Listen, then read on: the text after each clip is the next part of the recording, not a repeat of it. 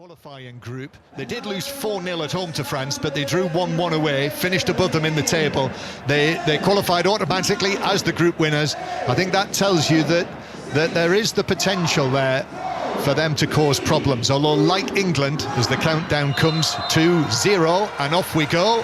And England kick off in the all-white kit for this one, with the blue stripes down each side, and Slovenia in the all-blue kit with the white numbers. I think that tells you the fact that they won a group with France, even though, like England, they have quite a number of players who are not available for this tournament for one reason or another. They've actually got a couple of players as well who would have been in the team who are at the Club World Cup.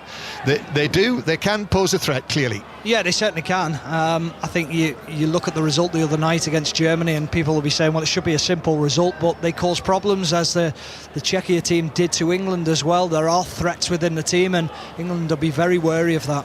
So England in possession inside their half. As we watch it here, they are playing from left to right, and once we get a chance just to see how England are lining up as the ball is played towards the halfway line, and Slovenia have won it back with the central defender Kuzmic. Here is Ilenic on the right-hand side. Showed a little bit too much of it to Anderson, but still able to keep possession. Kuzmic has continued his run forward, and Slovenia go back towards the halfway line. Yeah, it looks like it's Waneri and McAtee up front, or Waneri just off the left, and Jonathan Rowe and McAtee up front, and then Harvey Elliott off the left-hand side. So it looks like he's almost gone to that 4-4-2 system again that he had in the second half, certainly against Czechia the other night. Yes, I think he kind of likes to call it a 4-2-2-2, doesn't he?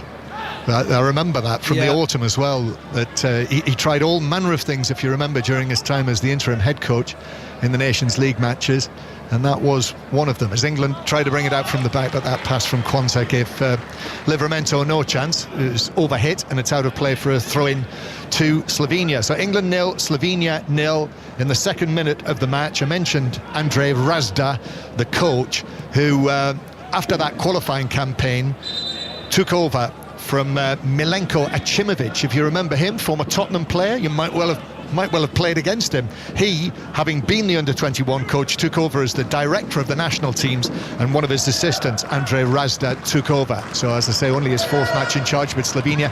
They almost won the ball back. Well, they did win it back on the edge of the area, but then lost it again. Livramento bringing it forward from his left-back position again.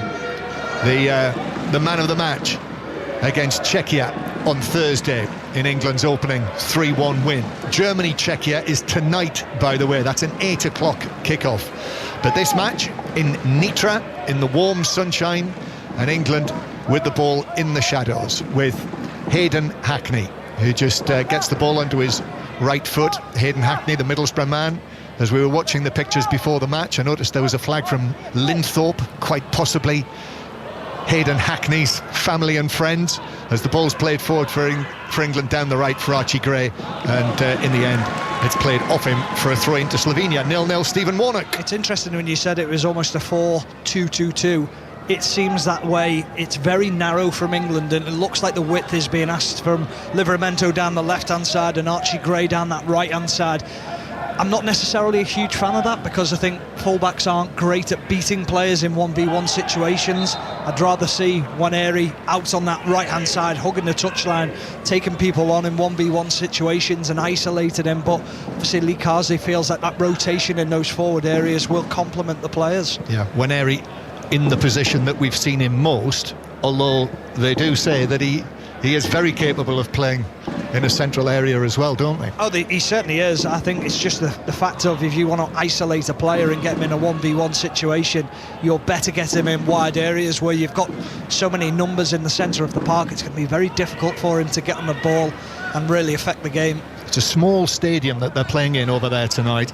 The capacity is 7,500 or thereabouts, and I would say it would be more than half full, and you do see a lot of England flags who are dotted around. I know, because Charlie Cresswell mentioned it the other night, didn't he, that his family and friends were there, his dad there as well, Richard Cresswell, used to play for Preston, Sheffield United, York City, You might have played against him as well. Played against him. Yeah, I thought you might. Took a few elbows off him. Did you? Oh, yeah. Well, he's there, presumably still there as well. Saw his son score the other night from the clinching third goal as Cipot brings it forward down the right for Slovenia and is challenged by Kwanza, and that's a free kick to Slovenia out on the right wing. Yeah, a little bit sloppy from Gerald Kwanza, grabbing the arm of Cipot as he tries to drive away from him. You spoke before, John, about the two centre-backs, Cresswell and Kwanza's had a little bit of a ropey start to the start of this game. He's given a couple of passes away in dangerous areas, and then he's just been caught out in a 1v1 situation wide on the left-hand side, and he's given away a free kick in a really dangerous position, and England were vulnerable in set pieces against Czechia the other night. And this guy, Sechlar, can take a free kick as well. We saw that against the Germans. Here he is, left-footed delivery into the near post. Beadle comes through. I think it struck the post and went behind. It was a crowd of players at the near post. England's goalkeeper Beadle came for it. Oh, John, I think he does really well, Beadle. I think he deals with the situation. He comes, it hits him on the chest, and then it just ricochets off Golic, the centre-half from Slovenia. And I think that's great goalkeeping, because he was the one who was commanding there. He was the one who dealt with the situation. It was a wicked ball in. And it was packed there. Anderson was in there for England as well. It was all at the near post as it was whipped, and it was a good delivery as well from Svit Sechlar. So it remains 0-0. England 0, Slovenia 0. The referee, incidentally, is from Georgia. Goga Kikachishvili is his name. You just wanted to get that in, didn't you? You've been practicing all night. I thought we'd better get that in early. Here's Livramento on the left-hand side for England, pushing up that left flank. Waneri's over there as well with him, and then it's played back centrally for England and all the way back to Charlie Cresswell of Toulouse. Cresswell, Elliott and Rowe, the goal scorers. It was given to him in the end, that goal the other night. It didn't go down as a Hornicek own goal. It was credited officially for Jonathan Rowe. I mean, the tiniest of touches. I wish some of my own goals had gone down as attacking goals as well. England actually being forced all the way back halfway inside their own half. England 0, Slovenia 0. Still a packed sporting evening for you, because after this, almost immediately after this, we will be bringing you commentary on the Canadian Grand Prix, which is due to start at 7, so there won't be much time after the end of this before the start of the Grand Prix. And then by that time, the final round of the US Open Golf will have started. It'll have started on Sports Extra, and the conclusion of that will be on 5 Live. In the Super League, Salford 4, St Helens 46 is now the latest score. St Helens were 40-0 up. Slovenia attacking. Ilenic bringing it forward, the wing back, nice change of feet, shoots, but that's blocked on the edge of the area. It's going to come out to Brest. Brest knocks it infield to the number 7, Begic, who curls it in right-footed. Overhead kick, just over the top of the crossbar. Sechlar back to goal, 10 yards out. That was close to dropping in over the top of Beadle's dive. Well, what a ball in from Begic to Sechlar. It's an acrobatic overhead kick, and he almost finds the far top right-hand corner. It would have been an absolute beauty. Well, he's the one with the quality, Sechlar. We saw a lovely free kick in from him, but that moment there just tells you that he's the danger man. He's the player to watch out for. Yes, this is Svit Sechlar, who's been playing for Celje this season in Slovenia, and played all season for them. 13 goals, 22 assists, played in the Conference League. That's not a bad record. It's not bad at all, is it? Not bad at all. Whichever level you're playing in, and was a winner of the Slovenia Cup last month, and indeed scored in the finals, Svit Sechlar. So England 0, Slovenia 0. I don't know whether you saw there, Harvey Elliott picked up a yellow card. No, I didn't. I think it was for something, a challenge that went in higher up the pitch before leading to that, and he felt his shirt had been pulled, and the referee decided to play on, and I think it was something said to the referee. Here's Sechlar again on the left-hand side, swings it in, and Beadle actually at the near post wasn't sure about that. It was curling in curling away from the near post, and Beadle actually, with one hand on the post, dropped to his knees and just deflected it around for a corner. Yeah, I think the cynical side to me will say if you can get there with your knees, go and deal with it with your hands as well. I think he was just hoping that it might just creep past his knee, but another dangerous situation here. Set piece again. He was a very calm presence the other evening, but he's already had a couple of testing incidents to deal with. James Beadle, the Brighton goalkeeper, who's been on loan at Sheffield Wednesday all of this season and played a lot of football, 38 appearances, yet to play for Brighton.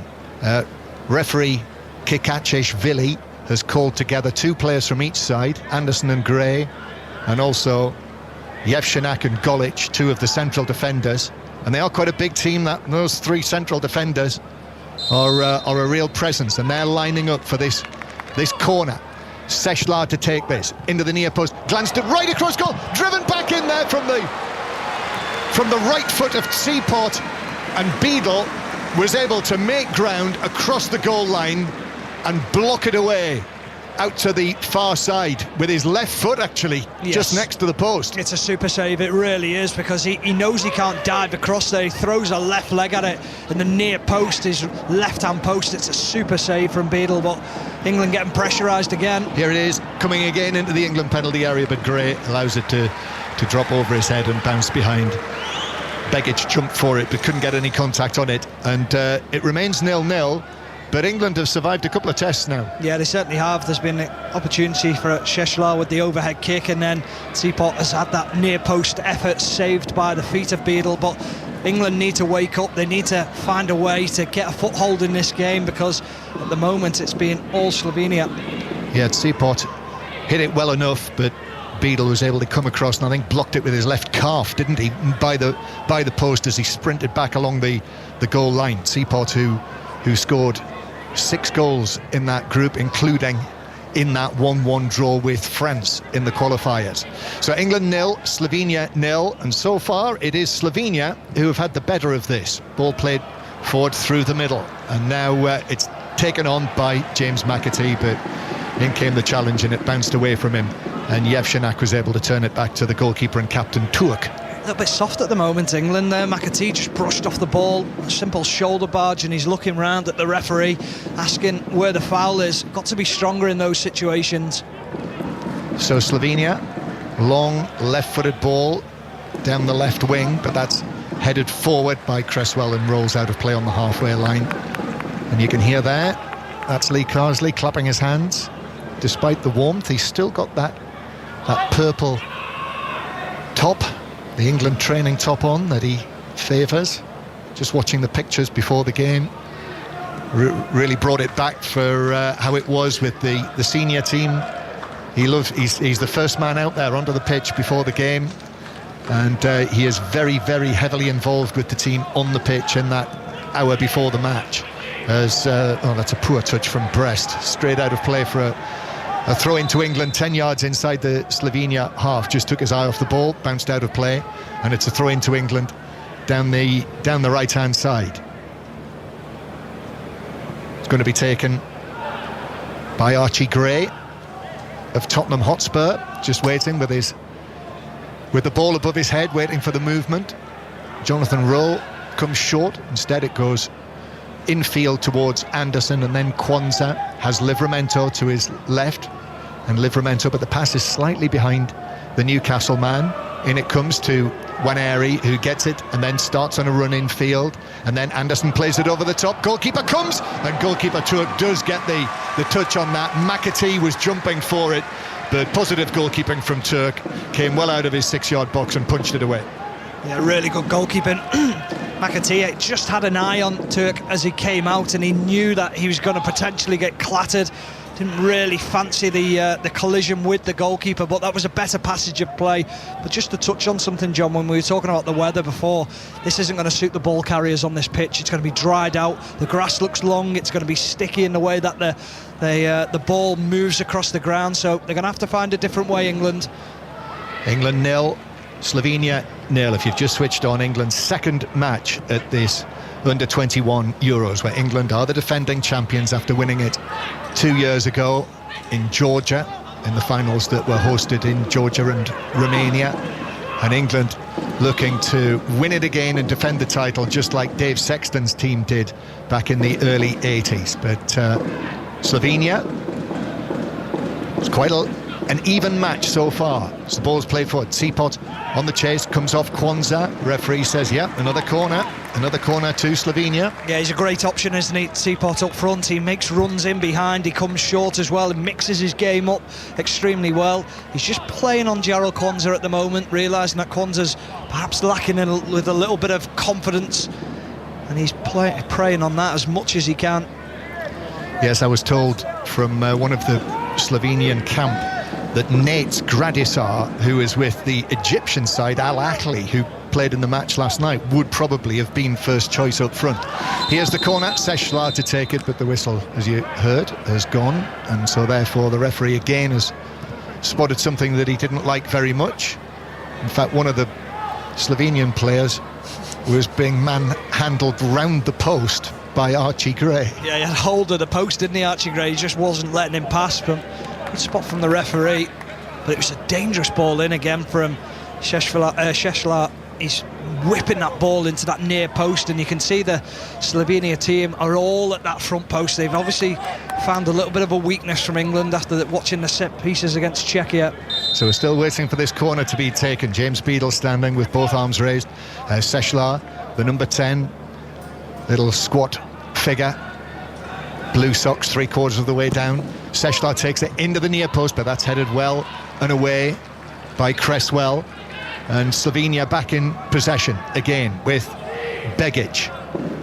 Tjaš Begic rolling his foot over the ball. Jonathan Rowe with a challenge, goes in with his shoulder, the ball bounces away off Begic, who went to ground, but referee Kikac Ishvili says goal kick remains 0-0. Really good from Jonathan Rowe, got his body across the man, make sure that Begic wasn't going to get away from him in a 1v1 situation. Strong play from Jonathan Rowe, but I'd like to see him on the ball higher up the pitch and being more effective if he can for his team higher up. Yep, so far in the match, 16 minutes played, we've seen really relatively little of England in an attacking sense.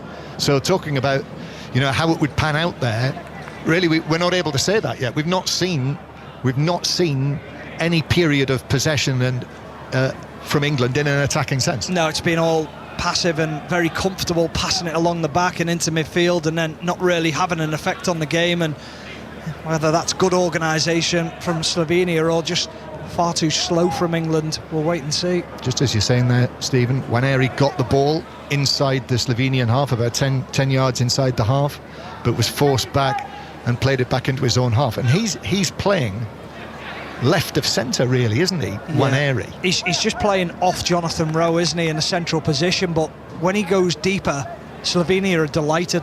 Everything is in front of Slovenia at the moment. No one's running behind, no one's stretched the team. It's very easy to defend against. Livramento passing it forward for Nwaneri, who's up against Kuzmic, one of the central defenders. Still Nwaneri, stabs it with his right foot.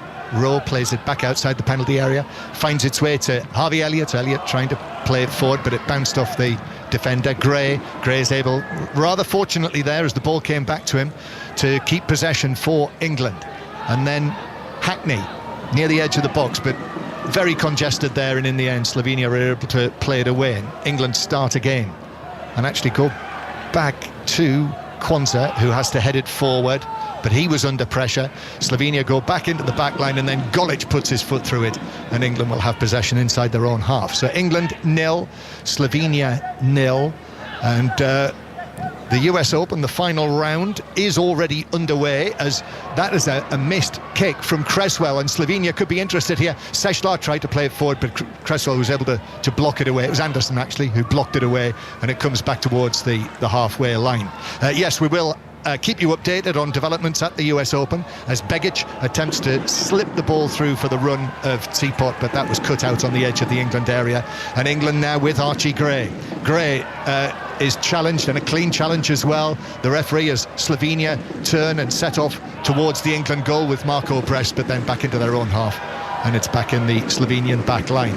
Yes, I can tell you that Rory McIlroy was 2 under after his first 8 holes today. So McIlroy making a forward move, but too little too late. Stephen, I think, for McIlroy. Yeah, quite possibly. A little bit fierier as well yesterday, wasn't he, in his post-match interview? Yes, that was much talked about on the programme last night. I was listening. And Ian Carter, who is there at Oakmont, will be on air, I'm sure, at half-time. Long pass forward for Slovenia, 0-0 here. Teapot's able to take that down. He's going to have a go from distance. It's deflected, and Beadle diving to his right. The deflection actually took the pace off it, and Beadle made a scrambling catch down at the foot of his right post. Well, they've got two ways to play. They can play short or they can play long, Slovenia. England at the moment have got one way to play, and that is everything short. So it's making life very comfortable for Slovenia to defend against, whereas England, they're getting stretched, they're getting pushed back. The two centre-halves now are getting run by Teapot, making sure that he's giving his midfielders options when they pick the heads up. Everything's just a little bit too predictable for England. Yeah, he'll be a little concerned, I think, Lee Carsley, who oversaw 6 wins out of 6, remember, 2 years ago when England didn't concede a single goal at the tournament. The only team that's ever done that at the Under-21 Euros, 6 clean sheets out of 6 when James Trafford was unbeatable. Here is Hackney in the centre circle. Then to Kwanzaa. Hackney gets it back, but short passes again in the central third of the field. Cresswell, Charlie Cresswell of Toulouse, then through the middle to Rowe. Heavy touch from Rowe, but he's able to move onto it. It bounces forward to the edge of the area, and a turn and a shot from McAtee. Took down to his right. I thought he'd got a touch on that, but it looks as though the referee's given a goal kick. Yeah, he scuffs it, but that's the best passage of play from England. It's quick, it's incisive. The passing is superb into Jonathan Rowe. The turn from Jonathan Rowe is exceptional, and he just gets his shirt pulled ever so slightly, but it falls fortuitously into the path of James McAtee, and he drags his shot horribly wide, and it was just a simple ball into Jonathan Rowe, and it would have been a nice easy tap-in for the Marseille striker, but that was better from England. Yeah, that is, well, actually, that's the first opportunity that England have had that I've made a note of. So England 0, Slovenia 0, while at the other end, Sechlar had that overhead kick just over the crossbar, and we saw the shot from Teapot that was well saved by the scrambling Beadle. So 0-0, almost halfway through the first half, and Slovenia, to this point, have been the better team. England with it with Kwanzaa to the halfway line. Again, one area's dropped that far deep to receive it. And then Anderson, but Anderson is tackled, and Cresswell has to come forward, and the ball is rolled all the way forward to Rowe, but then Golic is onto it again and smashes it right-footed away downfield, out of play. The number 5, Lovro Golic, who plays for Roma, although he's actually yet to play for the first team. He's been playing for the B team this season, and it was Golic who I thought was a little unfortunate to concede the penalty when he slipped over against Germany the other night. England come through the middle with Jonathan Rowe, who's being tugged by Golic, and that's a free kick just forward and right of the centre circle for England. Yeah, it's better from Jonathan Rowe, retaining the ball, being able to turn as well and cause his man a problem. I'm surprised he got away with that. Golic thought it was a tug of the shirt at first. It's just an arm across the shoulder. But England, a couple of times now, just split the lines of the press of Slovenia, and they've managed to get through them. It's just that next phase then, it's that moment of quality that they need. So free kick for England, still 0-0. We're just seeing a fantastic shot from behind the goal, which has the Slovenian goal and the castle beyond. McAtee plays it square to Elliott, and then the header from Charlie Cresswell, who got up probably 15 yards out, and the ball flew wide of the top right corner without threatening the goal of Tuak. He puts his hands on his head, Charlie Cresswell, because he knows it's a good opportunity. He's got the jump on the defender, and it's almost just a header back across goal, hoping that his centre-back partner Gerald Kwanzaa is there, which he was, or he gets better contact and gets a better header at goal. So a little bit of a missed opportunity there for Charlie Cresswell. England 0, Slovenia 0.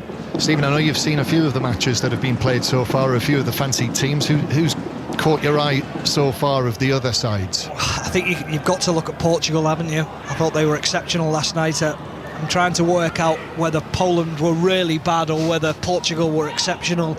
But I think Portugal, Spain are looking exceptionally good. Germany look decent as well. I think it's always difficult because when you go to the latter stages, that's where you see the real quality of the teams. Yes, but Voltemade did well, didn't he, with the hat-trick? So England will have to face him on Wednesday night. That's England's next match, which is in this still same stadium in Nitra, and that's an 8 o'clock kickoff on Wednesday night. But depending on what happens, we could see a lot of changes. We could in both teams, yeah. And that's the issue you'll have moving further forward in the competition, is that you won't see the true team. However, England are a little way off winning this yet at the moment, 0-0, and the ball out of play for a throw into England on the halfway line. Lee Carsley's just holding the ball there. He had one or two messages before he's just giving it back to Archie Gray. And just looking at his body language, he's gone down on his haunches again, as he likes to do, Lee Carsley, on the corner of the coaching area. And yeah, he looks as though he's not entirely enamoured with what he's seeing from England. I'm not surprised. I think he feels that the ball needs to be moved quicker. I think he thinks that the performance so far is a little bit underrated in the way that they've gone about the business. I think he feels that they're showing too much respect to Slovenia. Also, the second match is underway right now at the FIFA Club World Cup, so we'll keep you across that. Bayern Munich taking on the part-timers of Auckland City from New Zealand, so that also kicked off at 5 o'clock BST. And what do you think? You've already seen it. I was going to say, what do you think the score is, Steve? No, did you see it there? No, I did see it, but I'm not surprised at all. It's already 4-0 to Bayern Munich. Kingsley Coman's got 2, Bowie and Elise. So already 4-0 after 26 minutes of that match. We were speaking before the game kicked off, weren't we, talking about Auckland. I mean, a lot of their players haven't even been able to travel because they can't get time off work because they are part-time. So, I mean, that is the issue with this competition. It's great in one sense, but also for the players who can't even be there and be involved, it's a little bit disappointing for them. Yeah, there do seem to be quite a number of mismatches, don't there, in the groups, but the quality could come later in the tournament, and clearly the South American teams, I think, will be taking it very, very seriously. Well, they'll also have a little bit of an advantage with the heat and being able to play in those conditions. I think that's what Messi was speaking about, and Suarez saying, wait until you come and play in these games, and in the sweltering heat you'll find things very, very difficult. And even in this heat now, England are finding this game extremely difficult. Yes, still 0-0, and just a period of play there where the ball was in the central third of the field, or between the two penalty areas. Jarell Kwanzaa of Liverpool bringing it forward. Pitch does look a little sticky in one area there, just bearing out what Stephen Warnock was saying earlier. Just a heavy touch, the ball ran away from him, and Slovenia were able to clear it away. Here's Elliot Anderson of Nottingham Forest.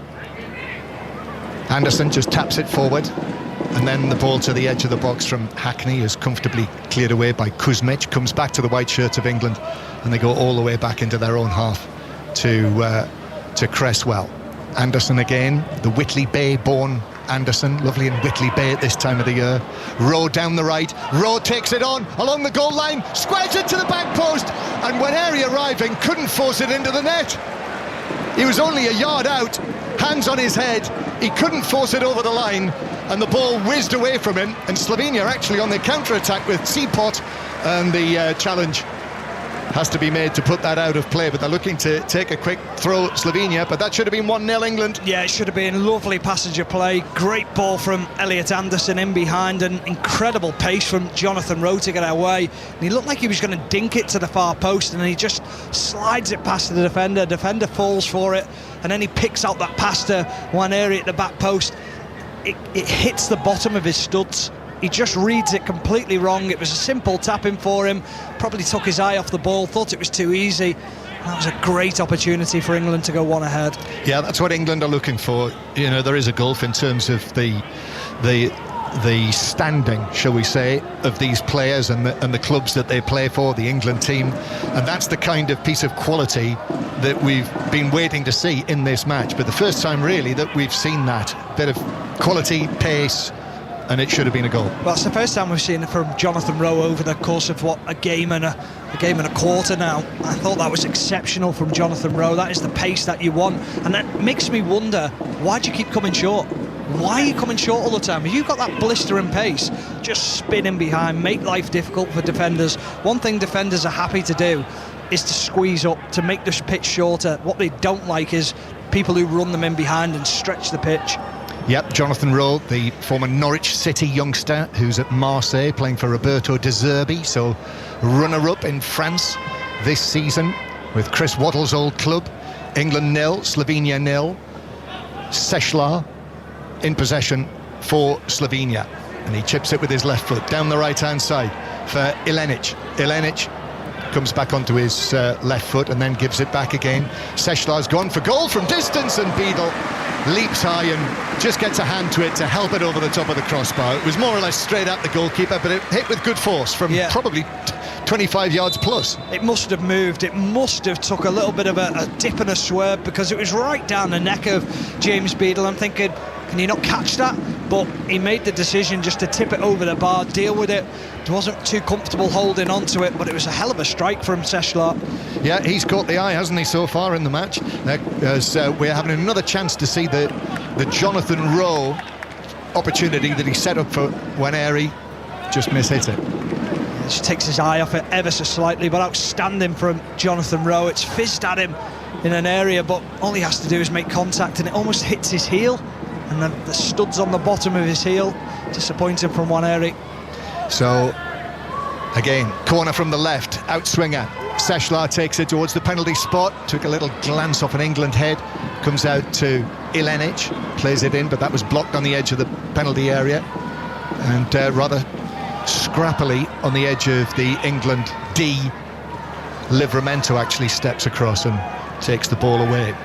Yes, we've not really seen Livramento in the way that we did in the opening match against Czechia on Thursday, as Waneri is able to cross the halfway line with the ball. It's interesting the way the two fullbacks are set up. They're very narrow, almost just in front of the centre halves and not playing wide. I thought if you're going to play a box system in the midfield, you'd want your two fullbacks as high and as wide as you can get them, but obviously Lee Carsley wants them closer to the centre backs, but it just doesn't allow the back line of England to get out. Great position point, now is where Livramento is. Yeah. He's not going to hurt anyone in that position. It's a great point. As we look at it, as you say that, Gray is, 8 yards right of the centre circle, and Livramento is probably the same distance to the left of the centre circle. They are the two England fullbacks. And here is Livramento, who's given it by McAtee. And Livramento plays it infield, where Hackney knocks it back to the halfway line. The well-organised Slovenia quickly back into their shape here, which is a kind of 5-4-1 really, isn't it?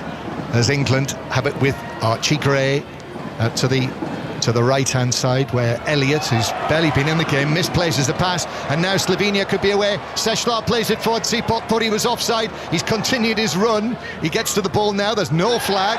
Then the challenge comes in on him, and then eventually, I presume, because it's out of our sight, that the offside flag has gone up. Well, I think he's got a decision to make here, John, because if it's not offside, it's a penalty, because Archie Gray makes a challenge where he comes back on Cipot, but I think Cipot's offside, but he puts a challenge in and brings him down to the ground. So if it wasn't offside, then Slovenia will be awarded a penalty. Well, again, I think it was a late flag, which I'm assuming, because as I say, it's a studio-based commentary, so we cannot see when the flag went up, but the referee blew his whistle, and it looks as though, and actually Beadle's got a problem. James Beadle, the England goalkeeper. Yeah, that is a concern. He just sat down on the floor, and straight away the physio came over. But do you know that gesture where they sort of brush across their eyes? It's almost like he's feeling a little bit faint. Oh. He's obviously stood still in the heat as well. He's took a drink on board, but it is the water break as well for the players. Yeah, they are having a water break, and as I say, I thought it was 30 degrees. Anyway, I think probably wisely the officials, although there are 10 minutes to go to I'm not sure this is an official water break. No, it might not be. It might just be a case of James Beadle's gone down and everyone's rushed across and making sure that they're getting... Yeah, and just when we see the close-ups of them now, there is... they are absolutely lathered with sweat, the players, which underlines how warm it is. And England's two goalkeepers that they have, Teddy Sharman-Lowe, the Chelsea youngster who's been at Doncaster Rovers this season, so he'd probably be first port of call, and then the Walsall goalkeeper Tommy Simpkin, who was on loan at Walsall this season. They are the two options, but I think he's okay, James Beadle. It's looking that way, isn't it? Not ideal, that though, is it? No, it's not. Whether it was a game plan from Lee Carsley at some point to slow the game down tactically to make sure that the players can get a drink on board, who knows? How cynical. They wouldn't do that, would they? Of course you would. Have to. England 0, Slovenia 0, and James Beadle has resumed his position in the England goal. 10 minutes to go to half-time. As I say, at half-time, I'm sure we'll hear more from Ian Carter at Oakmont in Pennsylvania on the final round of the US Open, and Alison Kirbishley as well at the Athletics in Stockholm. Sounded like a lovely evening there. It won't be as hot as this, although it can get hot, can't it, in Sweden at this time of year. Here is Gray, goes back to the halfway line to Cresswell, and then England just short passes inside the Slovenia half. Harvey Elliott struggled to get into the game, really. Elliott takes the ball out towards the far side, and then Hackney square to Anderson. Anderson goes for a long pass. Elliott's continued his run. Harvey Elliott across the goal, and it hits the far post and bounces down. They haven't cleared it, and now it's taken on by Livramento. Livramento, right side of the area, across from him, half-headed away, bounces across the box, and Slovenia get it away, and England that close to an opening goal. Oh, what a ball that is from Elliot Anderson. But Slovenia are on the break. They are, with Ilenic as they pour forward in the blue shirts. What on earth was that from Ilenic? He was trying to play it cross-field, and he has absolutely cannonballed it off the pitch with his right foot. Yeah, just going back to that Harvey Elliott chance, Elliot Anderson, almost like a quarterback, picks out a delightful ball just inside the Slovenia half, a diagonal ball. Harvey Elliott running down the left-hand side in the box, and as it comes over his shoulder, he just tries to side foot it into the far post. It ricochets off the post, but that's two moments now where Elliot Anderson has produced absolute quality on the ball to open up the Slovenia backline. Yeah. But for England, for Lee Carsley's team, it's not produced the opening goal. But Waneri really should have popped it into the net in his position. It was fizzed across the box, but even so, Waneri will feel that should have been 1-0, and there, so close, just the width of the post. But Begic now, for Slovenia into the area, Cresswell comes across and Begic goes to ground. Cresswell, put shoulder to shoulder, his arm went up, but Begic went down far too easily. Cresswell put an arm on his shoulder, but down he went. No, really poor from Begic. Get up, carry on. That's you've got to be stronger than that. That's just top quality defending from Charlie Cresswell.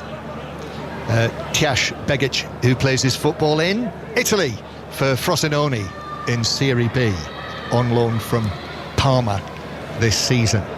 England bringing the ball forward, half-time approaching, still goalless, and Ostertz, the number 19, back to the halfway line where Yevchenak plays it forward, but it bounces back for England. Waneri through the middle, but very congested in the centre circle, so back to Hackney, now to Livramento rather languidly coming forward, and Sechlar is able to put in the challenge and take it away from the Newcastle man, and up to Seapot. He's looking to hold it up over there or potentially win the free kick, and I think he's won it from Livramento. Yeah, there looks like a team that's dealing with the heat better than the other team. England really struggling. At times when they're trying to carry the ball, they look lethargic, they look tired.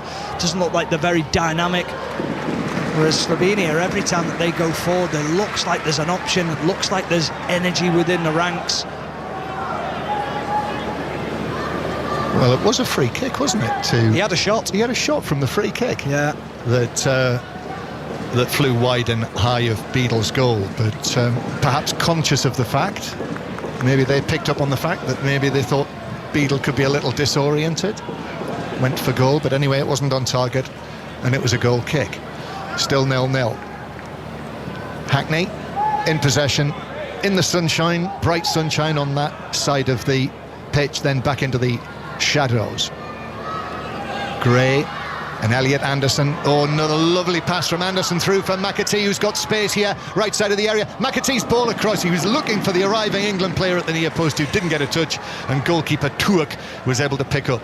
Yes, 3 delightful balls now from Elliot Anderson, who split the heart of the defence again with that ball into McAtee, who's been extremely quiet in this game, not really had too much influence on the game. I think it was Archie Gray who was arriving on the scene, who couldn't quite just get the toe poke onto the ball. So still 0-0, but I think we've seen enough now in the match to suggest that if England are able to step it up, then Slovenia could struggle to deal with them. Yeah, I just think at the moment there's too many passengers in the England team. Harvey Elliott, McAtee being non-existent. Harvey Elliott, when he has the ball, has lost it too many times, so there's got to be more responsibility when you're on the ball. Yeah, but not Elliot Anderson. He's arguably England's best player at the moment with the passes that he's produced, so England looking for him. Hackney in the centre circle, and there it goes to the number 8, Elliot Anderson. Anderson just uses Archie Gray to his right, and then back to Cresswell on the halfway line, the former Leeds United connection. Long from Cresswell, Anderson has made that run down into the left full-back position, and he's being held there by Jevšenak, the central defender, and the final touch was off the Slovenian. It's England's first corner of the match in the 42nd minute. I think that's the first time I've seen a midfielder run beyond the strikers, and again it's Elliot Anderson with the positivity, and a great pick out from Charlie Cresswell. Still 0-0, and the corner to be taken by Harvey Elliott, who's just pulled his white socks up over his knees. And England now, first chance for a set piece like this in this match, late in the first half. Elliott plays it in left-footed, and it's headed up by Anderson, but just a looping header that Tuak, the goalkeeper, was able to stretch up high and catch near the top corner. There's a little bit of a floated ball in from Harvey Elliott, picked out Elliot Anderson, but couldn't generate the power, couldn't generate any accuracy on the header. Simple save for the goalkeeper, Tuak. So they play it out from the back. England 0, Slovenia 0, and Slovenia moving forward with Brest, but then McAtee, as England put the press on Slovenia, they forced them all the way back to goalkeeper Tuak again. Long left-footed ball from him, he goes long, but that's headed forward, cushioned header, Elliott, but then away by Golic, comes back again to England though, and Anderson, who got a shove from Ostertz, wins a free kick near the halfway line. 2.5 minutes to go. England with the opening win. So for Slovenia, who've never won a match at a European Under-21 Championship, incidentally, although it is only their second appearance at this tournament finals, the onus is on them after their 3-0 opening defeat. But they've showed well enough, and they probably will feel themselves that they should have got at least one goal in the first half. However, still goalless. Kwanzaa, and then Cresswell looks up, thought about the long diagonal pass, instead has a shuffle forward, the tall right-sided central defender, and then with the outside of his boot, Elliott to Gray back to Rowe, who shot on the fall. There was a defender there as well. Oh, it's only been half clear. Elliott volleys it across the penalty area. That's headed only partly away. Comes out to Elliot Anderson. Anderson turns, beats one man, gives it to Livramento. Livramento up against Ilinic. Then it's taken on by Waneri. Waneri's ball across came off the foot of Ilinic, which took it straight behind for an England corner. It's an outrageous pass from Harvey Elliott with the outside of his left foot. Just brings Archie Gray into play down that right-hand side, swerves it round the back of the defenders. The only thing that's missing is the pick out. Jonathan Rowe just slips as he goes to take the shot. But again, England with quality going forward, but it's just... why is it taking so long to come to life? Corner then in the 45th minute. So England, remember, they scored their third goal from the corner against Czechia in the opening group match. Cresswell heading in. So Cresswell, let's keep an eye on him as it's played in by it's very deep. Cresswell heads it up, but all he could do was head it straight up in the air as he was stretching for it. Goalkeeper Turk came and caught it, and he's launched it away downfield, where it is chested down by Waneri, but he's been dispossessed by Ilinic. And then Tsipot also loses out, and England come forward, and Slovenia did send players forward. There could be a space here. Back for Elliott, left foot shot from Elliott from 22 yards or so, but it curls away over the angle of post and bar. And there will be 1 minute of added time, and it's still 0-0. Stephen Warnock. Yeah, superb counter-attack from England. Made a little bit of a mess of it, one area, but they won it back and they countered quickly. Elliot Anderson down the left-hand side, a little reverse pass into the centre to Harvey Elliott, and you can see what he's trying to do. Just looking to use that defender in front of him, trying to bend it into the far left corner. Just a little bit too much on it, a little bit too high. So 0-0, half-time only a few seconds away. And as I say, Alex Howell is there with the England Under-21 side, our BBC colleague, so he'll be writing about this on the BBC Sport website and app, so keep an eye out for that. And of course on BBC Sounds, search Football Daily for a full range of our radio sport football podcasts that will sustain you throughout the summer months. England 0, Slovenia 0. Bayern Munich now 5-0 up against Auckland City before half-time. Thomas Muller with the latest goal for Vincent Kompany's team, and there's the half-time whistle over in Slovakia. 0-0 at half-time, England and Slovenia. Yeah, really a slow start from England, and Slovenia perhaps could have found themselves a couple of goals ahead.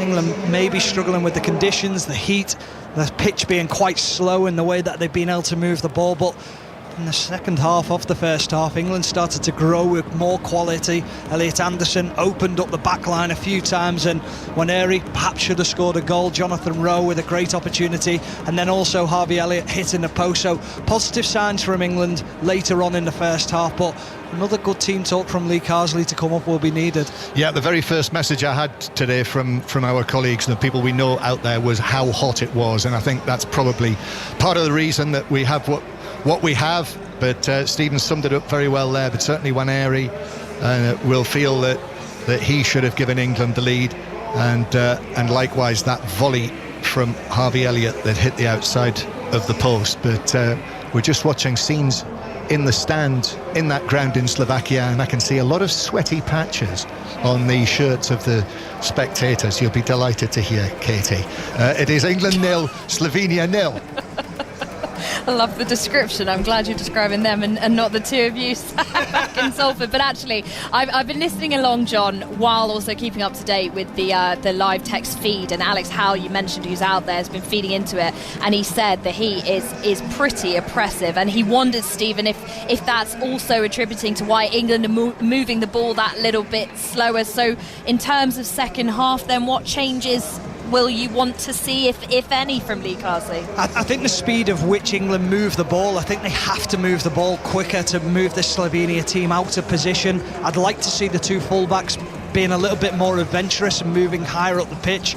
I think what they're doing is they're almost congesting the midfield, making it very difficult for those two midfielders in Hackney and Elliot Anderson to be able to play forward passes, because the passes are they're only 5 and 6 yards, and that's something that needs to be improved. But as I say, later on in that first half, things started to improve a little bit more, so I'm sure he'll just be saying up that tempo as much as you can.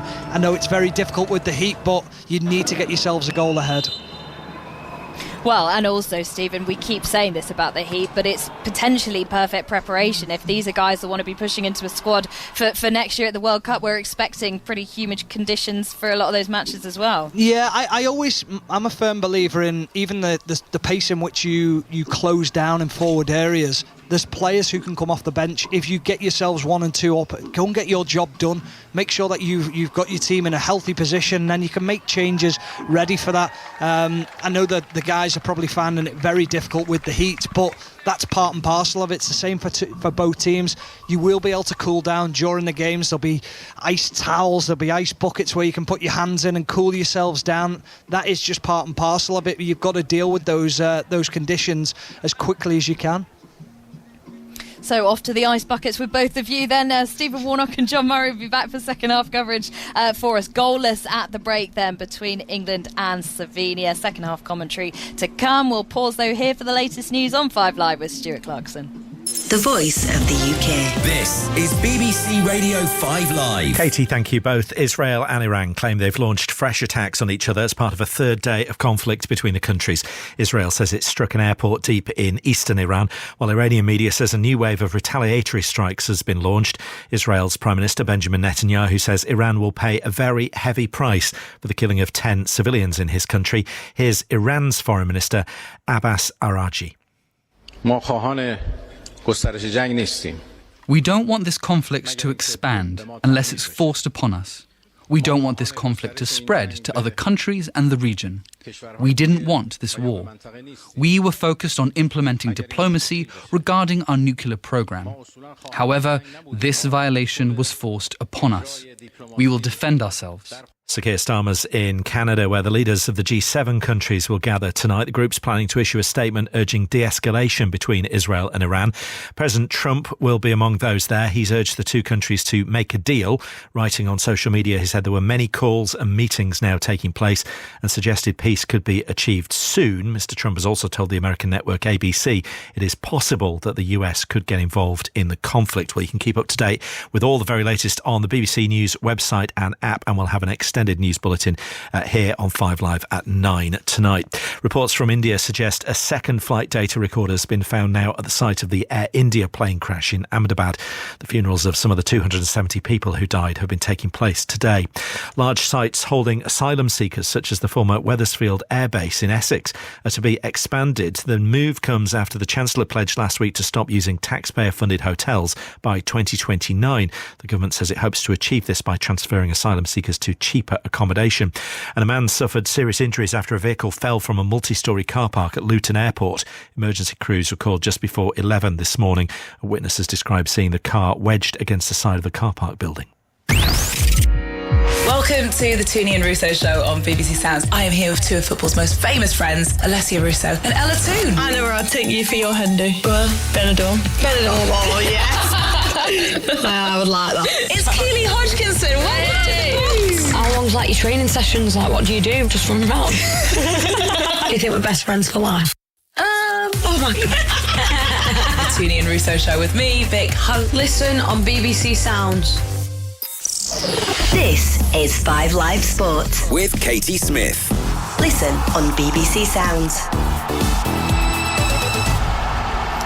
So, second half commentary to come at the European Under-21 Championships. It's England 0, Slovenia 0, and then the Canadian Grand Prix will follow the football here on 5 Live. George Russell on pole ahead of Max Verstappen. We're going to be there very shortly, but I'm still sat here at Queen's Club in West London, where we've just crowned the women's doubles champion. Asia Mohammed of the USA triumphing alongside Demi Schuurs of the Netherlands, beating Anna Dalenina and Diana Schneider. We got the men's ATP tournament set to begin on Monday, but a little earlier today, Tatiana Maria became the first women's Queen's singles champion since 1973. She beat Amanda Anisimova 3-6, 4-6 to clinch the trophy.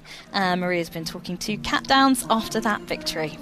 It's amazing. I mean, a dream comes true. I came here, I was never thinking that I could hold a trophy at the end. I mean, it was funny because when we arrived here, my little daughter, she said, wow, that's a nice trophy, so big. And I said, let's go for the trophy. I will try to win it.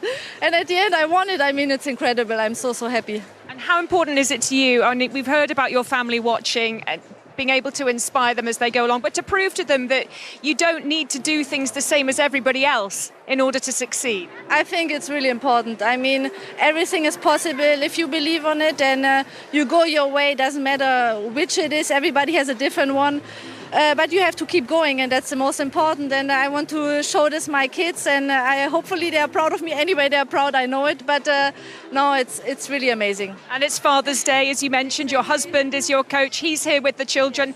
How are you celebrating tonight? Is it pizza and a disco in the kitchen?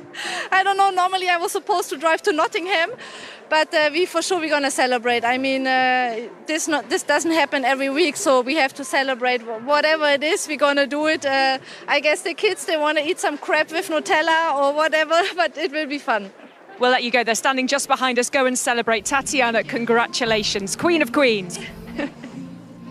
She most certainly is, and just to put that into context, came through qualifying as well. She's 37 years old, a mother of two, has taken a break twice from the tour to give birth to her daughters, and is now the Queen's champion. There'll be live commentary of the Canadian Grand Prix from 7 here on 5 Live. Harry Benjamin, part of our team, and joins us now. And Harry, it's an exciting front row, isn't it? All eyes then on George Russell and Max Verstappen. I think we're going to have fireworks going down into turn 1. It's not a long run down. George Russell on pole, Verstappen alongside. They came to blows last time out in Spain. And as George Russell is quick to remind everybody, Max Verstappen, all he needs is one more point on his licence for a penalty, and he will have a 1-race ban. So will that lead to George Russell putting a few tricks up his sleeve? Piastri, the championship leader, is just behind in 3rd. Work to do, though, for Lando Norris down in 7th. But let's see, 70 laps to carve his way through the field. It's going to be lights out for about 7 o'clock this evening. And like you say, Harry, pressure on Verstappen, but in a sense for George Russell as well, yet to win a race this season, and since Vegas in November when Verstappen clinched the title last season. Yeah, look, first pole of the season for him. It's 6th career pole in total. The lower temperatures help the Mercedes of George Russell in particular, but they're a little bit worried because it's slightly hotter today. It's been really nice actual temperatures throughout the weekend, but the cooler side does help George Russell, who's been strong from the get-go. If you remember last year, it was the exact same front row. It was Russell and Verstappen. They actually set identical lap times, but it was Max Verstappen who managed to take the win. I think Russell and Verstappen, as much as they may well fight, the McLaren still looks stronger, which is lurking behind in the mirrors. So I think we're going to have to be looking out for Oscar Piastri coming through. Harry, thank you very much. So Harry Benjamin and the team with you straight after the conclusion of the football. So we'll be crossing over to Canada just before 7 o'clock. Full race commentary to come. And then it'll be final round commentary from the US Open. But play is underway already at Oakmont. Ian Carter is watching, and some big names, Ian, already out on the course. Yes, there are, including the Masters champion Rory McIlroy, who's playing his best golf of the week so far. 3 under par for the 14 holes that he's played. 5 birdies in there. He's clawed his way back to 7 over par and just inside the top 30 alongside John Rahm, former US Open and Masters winner. The Spaniard level par for his 8 holes, and he also at 7 over par. Brooks Koepka also in the group at 7 over 5 holes into his final round. Of course, later on it's going to be all about the leading group. Sam Burns at 4 under par. He'll be underway at 7:15 your time in the final pairing with Adam Scott, the only major winner in the top 10, the Australian at 3 under par. JJ Spawn will be in the pairing just ahead of them at 3 under par as well, and the only other man under par, the Norwegian Victor Hovland. From a British point of view, it could be the night for Tyrrell Hatton because he's in a share of 6th place, only 5 shots back, and Bob McIntyre with an outside chance as well. The Scot will start his final round at 3 over par. That's 7 off the pace in a share of 9th spot. And just a quick word, Ian, on our overnight leader, Sam Burns, the American you mentioned, could potentially, long way to go, could be a life-changing day for him. Yes, very much so. He's a 5-time winner on the PGA Tour. He's ranked just outside the world's top 20, but he's never contended in a major before. His best result at this level was a share of 9th place a year ago at the US Open. He has scrambled very, very well. His driving hasn't been the most accurate. It will need to be today because you've got to find these fairways to be able to make headway on the leaderboard. Ian, thank you. We'll have live coverage then, as I said, on the final round from Oakmont from 8 o'clock on Sports Extra. And then here on 5 Live, we will join the commentary from 9 o'clock following the conclusion of the F1 in Canada. Earlier today, Lee Leopards beat Wakefield 24-20 in Super League. Let's hear from Wakefield scrum half Lachlan Lamb talking to Richard Stead. Yeah, very proud, relieved in the end in some sense, but it's always difficult to come up to Wakefield and win, and the timing of this particular round, second half of the season, in the middle of a 6 games away from home period, was inspirational from the players. I saw some things today that I've been looking for a long time, and I'm really excited about what's next for us, considering that we got some of those areas certainly sorted out today. We're sort of in the second half of everything now after the Challenge Cup. Are you sat in fourth looking upwards thinking how high can we get, or are you still slightly looking over your shoulder thinking we've still got work to do to cement our place in the 6? Yeah, a little bit of both. We're always looking to improve and to climb the ladder. Like I said, we're in the middle of a 6-week away from home period, which is tough, but we're doing pretty well on that as we speak. This year we've gone back-to-back weeks with the same 17 players. Next week will change again with 2 players coming back into the group, but by having the same players gives you an opportunity to build combinations and build the rhythm of the game and the flow of the game. So pretty excited about that. So that was Lachlan Lamb speaking a little earlier after Lee Leopards beat Wakefield 24-20 in Super League. We'll be back to the football in just a moment, but a few other lines for you this afternoon. Former F1 driver Robert Kubica took victory at Le Mans 24 Hours with a privately entered Ferrari. Tottenham have signed Bayern Munich forward Matthias Tell on a 6-year deal. Spurs had him on loan last season. They've agreed to pay around £30 million. Italy have appointed former midfielder Gennaro Gattuso as their new manager. A half-time score for you as well at the Club World Cup. We just mentioned Bayern Munich there. They lead Auckland City 6-0 in Cincinnati. Michael Elise with a couple of goals. None yet for Harry Kane, but Auckland City, if you weren't aware, the only amateur team in the Club World Cup tournament. So choice of listening as well. We've got T20 Blast cricket commentaries over on Sports Extra streams on BBC Sounds, but we're going to head back to Slovakia now here on 5 Live. Second half commentary of England Slovenia at the Under-21s Euros. It's England's second group game. Let's go back to our correspondent John Murray alongside former Liverpool and England left back Stephen Warnock. Yes, thank you very much, Katie. They're about to get underway over in Slovakia in the town of Nitra in Western Slovakia. England 0, Slovenia 0. No changes at half-time. The Georgian referee Goga Kikac-Ashvili is about to blow his whistle. Slovenia will kick off, and there they go. Slovenia in the all-blue kit and England in the all-white kit. And England with Beadle in goal, so no suggestion that they would change him at half-time after he had that moment where he needed some treatment late in the first half. Gray, Cresswell, Kwanzaa and Livramento, the back 4. Anderson and Hackney, and then Elliott, McAtee, Waneri and Jonathan Rowe. Slovenia in possession inside their own half, winning a throw-in off the challenge that came in from McAtee. So Slovenia with Turk, the goalkeeper and captain, 3 central defenders, Kuzmic, Golic and Jevšenak, Ilinic, the right wing back, Brest on the left-hand side, Zelkovic and Ostert in the middle, then Sešlar, Begic and the number 9, Seapot. So, Stephen Warnock, what are you looking for from England in the second half? Convert one of these chances? Yeah, well, hopefully they do that, but it just feels like the start to the second half has been a little bit more... Just come back to that, John. Yes, because Ilinic has won the ball back inside his own half and sprints forward with it, and he gives it to Sešlar, but then Archie Gray arrives on the scene, whips the ball away from him, and England are able to come forward themselves with Gray. Still bright sunshine over there. As I say, the temperature was registered on the official UEFA feed as 28 degrees Celsius. Whether it's dipped a little because it's obviously after 6 o'clock in the UK now, so it'll be after 7 o'clock and into the evening over there in Slovakia. But England, with Anderson in possession, goes back to the halfway line. I think he's in the pitch as well, John. The sun's starting to set, isn't it? And you can see the shadow across the pitch, whereas it was really just hugging this touchline in front of our TV monitor.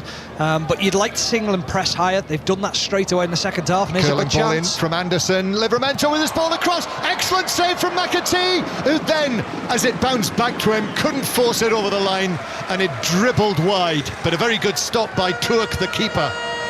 Brilliant from both McAtee and Livramento. Livramento pulls it back into the path of McAtee, and you're just wondering, is that the striker that they're missing? Is that the opportunity? But credit to Tuick, it's a brilliant save, it really is. He gets down low, he gets right in front of McAtee, makes himself big. It's a superb save, it really is. But you'd have to say McAtee should score.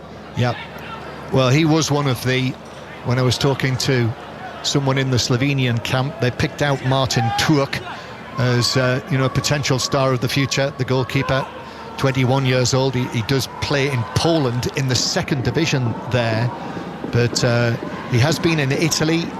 He's been at Parma, he was on loan at Sampdoria, and certainly that was a very good stop. Slovenia coming forward, ball in from Begic, and it's gone all the way across the 6-yard box. Teapot jumping for it in the middle, couldn't get a touch on it, and all the way through for a goal kick to England. So 0-0. If you weren't listening in the first half, Slovenia had some chances. Sešlar with an overhead kick, a shot from Teapot that was well saved by Beadle, but then England had their opportunities, and the best of them when Airy wasn't able to put the ball into the net from a couple of yards out, after Rowe set up the chance, and Harvey Elliott with a volley across goal that struck the post. Anderson is dispossessed, and Kuzmic is able to bring it forward for Slovenia, but then plays it back centrally, and England are able to win the ball back. Harvey Elliott actually coming back with the challenge halfway inside his own half, and England again trying to make ground down the right, and free kick goes Slovenia's way for the challenge by McAtee. So England 0, Slovenia 0. In the other match at the Under-21 Euros in Group D, Ukraine were winning 1-0 against Finland at half-time. So Ukraine, who were bottom of that group without a point after the first set of matches. And the other match in this group, as Slovenia come forward, Begic plays it, Sešlar edge of the area, shoots, very good save, Beadle, leaping to his right. That was on course for the top corner, and Beadle dives and keeps it out. It's a long ball up to Teapot in the centre-forward position, and Kwanzaa doesn't deal with the situation too well, and Begic reverses a ball into Sešlar, who was hugely influential in the first half. Magnificent delivery on the ball. He had a bicycle kick that he nearly scored from, and this time he cuts in on that left foot of his, which is delightful.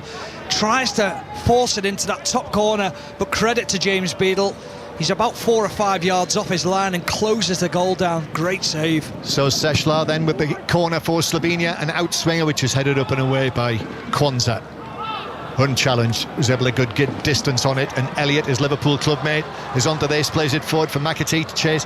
Defender dived in, didn't make it. McAtee, the England captain, still with the ball at his feet, and he's being joined now by reinforcements. Anderson wants it in the middle. In fact, it's passed by Gray across to Jonathan Rowe, edge of the area, tried to find a shooting position, bounces back to Hackney, who curls one goalwards, but it curled beyond and wide of the top right corner from 22 yards, and it's a goal kick, and it's still 0-0. Yeah, just a little bit too predictable, wasn't it, from Jonathan Rowe? It was so obvious what he wanted to do, wanted to come inside and have the shot.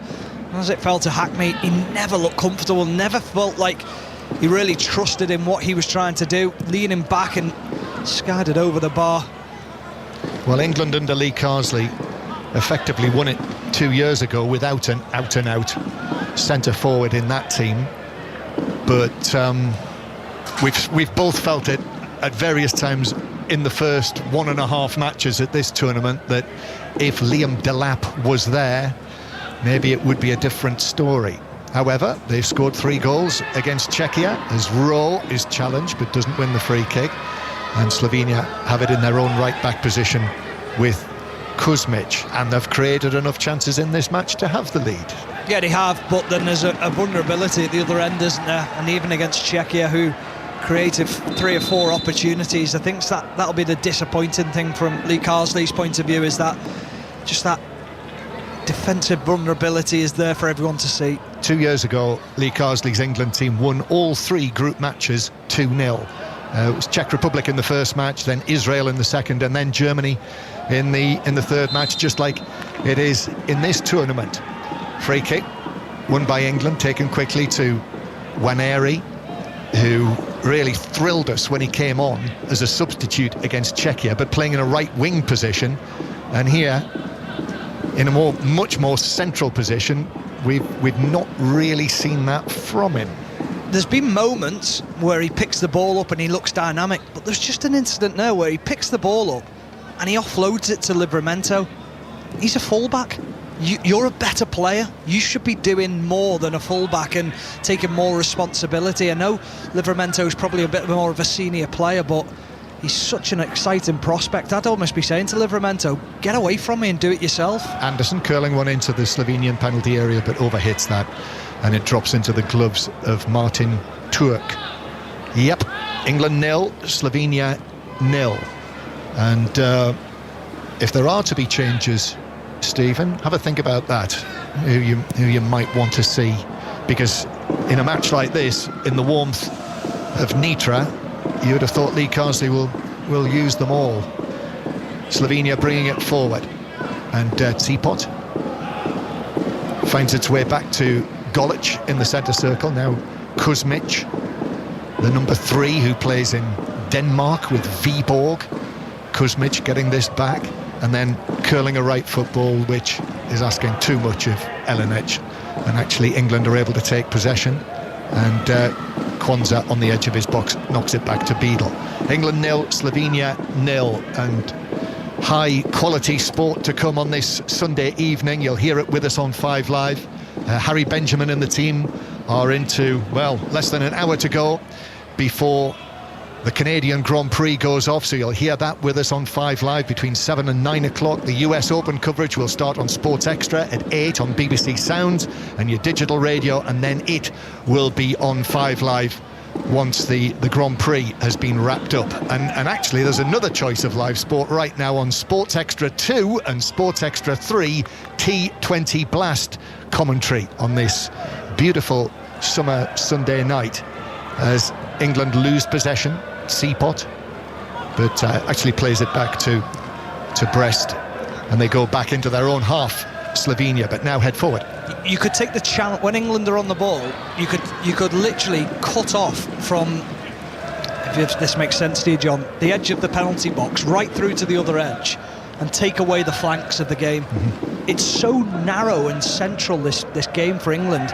It's far too predictable. Livramento curls one forward for Rowe, who has to stretch for that, can only head it back in field. There was no way McAtee was going to be able to reach that, and Sechlar was able to head it back to Golic on the edge of the penalty area, and Slovenia start again. Ball played infield and then forward for Sechlar. Sechlar latches onto it, plays a left foot pass that looked a bit tired, I have to confess. Livramento easily, the Newcastle United defender, was able to move across and take possession back for England. Unfortunately, I've just noticed my stopwatch didn't start at the start of the second half.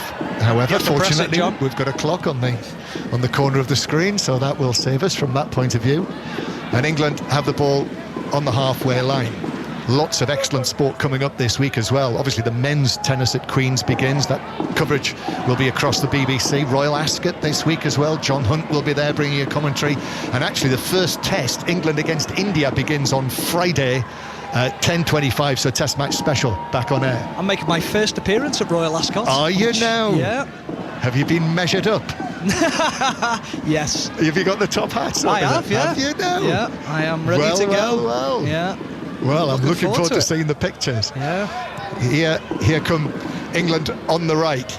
Archie Gray with the overlap, but Brest is able to do a good defending job. A flick from Gray, but actually that's taken up by Ostertz, and Ostertz wins himself a throw-in halfway inside his own half. When was the last time you wore a top hat? Never worn a top hat. Never worn a top hat. No, never worn. Well, look at that, a first for everything. And our producer, Gary Flintoff, duly produces a picture of him at Royal Ascot with a top hat on. Superb. Yeah. But on this Sunday night, a bit of a sleepy feel to this. You know, in the warmth of the summer evening over in Slovakia, England with a throw-in that Hackney is looking to take. What about the potential changes, Stephen, do you think? Well, for me, it's not necessarily the changes, it's change of system or changing what you're doing now, because otherwise, if you bring on like for like, is it going to really affect what Slovenia or how they defend against you? No, it doesn't. So there's no point in making like for like changes just for the sake of it. You're going to have to change the system to suit the players coming onto the pitch. But I think obviously you're looking at Illing Jr. to come on in those forward positions, whether he'll change that midfield area. But as I say, if it's going to still be congested, what are they going to actually bring that's a little bit different to England? Long crossfield pass from Elliott there, but that looked a little desperate, didn't it? And it was behind McAtee, bounced out of play, and we saw a close-up of McAtee's face there. It looked frustrating. Well, and he was frustrated. Both McAtee and Harvey Elliott look frustrated, whether that's in their own performances or whether that is in the system that they're playing. However, they pick one up. Given away by Ilinic. Harvey Elliott's onto this. He allows Waneri to run it out round the outside of Yevshenak. Still Waneri, left-footed cross deep to the back post. Elliot Anderson is onto this. Elliot Anderson then finds McAtee. Lovely footwork, but then as he brought it onto his left foot, hit the shot that was deflected off Ilinic up and wide and behind for a corner. Well, where does the best passage of play come from? Down the width from Waneri. Get him on the ball wide, get him away from that central position where everything's congested. Then he gets a ball to the back post, causes a little bit of unrest in the back line. McAtee with good feet, but well defended by Slovenia, but that was more positive, and we are going to see a couple of changes, John. Yeah, well, Brooke Norton-Cuffy is going to come on, the former Arsenal and Chelsea youngster who's actually in Italy with Genoa now. Right back he is. So the corner for England is taken short to Elliot Anderson. Anderson curls it in, but it's over everyone and bounces behind with Jonathan Rowe the closest to get a touch for it for England, and he's suggesting that he might have been pulled over, Jonathan Rowe. No, I don't think there's too much in that. I think he just loses the flight of the ball as it comes in. I think it's well defended by the defender Kuzmic at the back post. The check's already over, Stephen. Good. Almost before it began, it comes up on the screen. Check over. And that is from today, the video assistant referee is from Bulgaria. So he just had a quick glance at that and decided not, and that was the right decision. There was a little bit of controversy, we thought, the other night, didn't we? You called it controversy when it was a German video assistant referee, when there is a German team in the group. Here's Anderson, Elliot Anderson, now to McAtee, heavy touch from him, and Golic is able to step forward, the tall ginger-haired central defender, but poor pass from him. And understandably, there's a bit of weariness showing itself in this match with an hour played. An hour on the clock, England 0, Slovenia 0. And of course, in this scenario, 4-team group, should this go against England, they would then be in a position where they'll need something against Germany on Wednesday night in the final group match. So there is that, that will be in the back of everyone's minds. Jonathan Rowe, back to goal, 35 yards out. Kwanzaa, square to Creswell. Creswell back to his left to Kwanzaa. Now Jonathan Rowe. Rowe beginning to shuffle forward with the ball, but goes to the left to Livramento, who is on the left wing here up against Seshlar, comes in field, still with the ball on his right foot. Livramento back to Kwanzaa, and then Creswell just rolls it out to the right-hand side, where Waneri now is able to come infield, trying to find a position, but shoots wildly from the edge of the D, and it flies away into the stands with their blue roofs, and it's a goal kick, and it's still 0-0. Yeah, I looked up at one point, John, and there was a back four in place for Slovenia, just the way that they got themselves set. Not one England player up against them. Not one person asking a question, where are you going to move, where are you going to pull me out of position? Nothing at all. It looks like Jack Hinchelwood's going to get a go as well, Stephen, for his first appearance of the tournament. Yeah, it'd be interesting to see who he comes on for and what position that he comes onto the pitch, whether he comes on as a sitting midfielder and Elliot Anderson moves a little bit higher up the pitch, or whether it is Hayden Hackney who comes off. Well, he's had 1 or 2 injury issues, hasn't he, Jack Hinchelwood, and actually missed training out in Slovakia this week. But he's going to come on, and Brooke Norton-Cuffy. So it looks as though it's going to be a double change for England when they get the chance. Still 0-0. 5 Live and BBC Sounds as well. You remember, you can pause, rewind, listen again to the live radio on BBC Sounds. The FA Cup final's still on there. If you're a Crystal Palace supporter, go back and relive that again, as England in possession inside the Slovenia half. Waneri to his left to Harvey Elliott, and then again a short pass again, then back to Hackney. Anderson makes himself available. Anderson, blue Slovenia shirts, stationed in front of him. Livramento now takes on the right wing back Ilinic, who just gets a foot on that, and the referee, who was well placed, only 10 yards away or so, said it bounced back onto Livramento and through for a goal kick to Slovenia. Still 0-0. Don't mind that at all from Livramento. All he's trying to do is get to that byline, create an opportunity. I didn't think it was a goal kick. I thought that the defender played it out and Livramento had won his team a corner, but positive from Livramento. That's what you want to see. Just puts that element of doubt into the minds of the back line of Slovenia. It's going to be a 3-way change, isn't it? Amari Hutchinson's going to come on. So the big question, as you've said, Stephen, who's coming off? So we're looking for the numbers on the boards. 14 I've seen there. So that is Archie Gray. So Brooke Norton-Cuffy is going to take his place.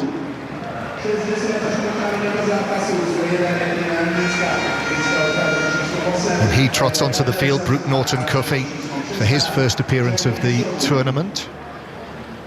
And then it's Elliot Anderson who's coming off. Well, I am surprised at that. I really am. Elliot Anderson, who is on a yellow card, Steve. So maybe that's a factor in terms of in the tournament. Yellow card in this match. He'd missed the Germany match. Yeah, but you'd want him to miss the Germany match if you progress and get it out. But they're not with this scoreline. No, true. And Hutchinson coming on for Jonathan Rowe.